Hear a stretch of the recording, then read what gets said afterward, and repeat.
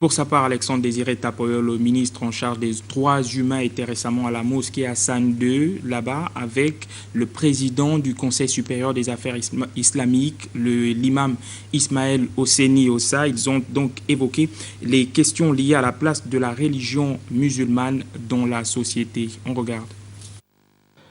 Étant la notion de référence en termes de promotion des vertus fondatrices de la dignité humaine, de l'amour du prochain et de l'élévation spirituelle, la religion favorise le respect des droits de l'homme et la consolidation de l'égalité des chances.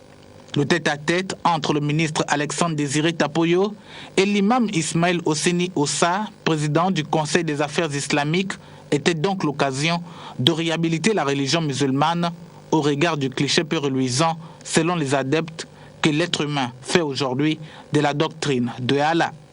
L'homme croyant prône chaque jour dans son comportement, dans sa façon d'être et dans ses propos, ces principes de défense des droits de l'homme.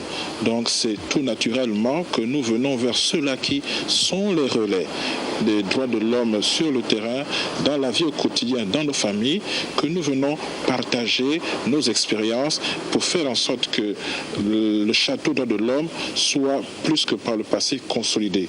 Le ministre des droits de l'homme, de l'égalité des chances et des Gabonais de l'étranger s'est prononcé ensuite sur la place de la religion musulmane dans la société.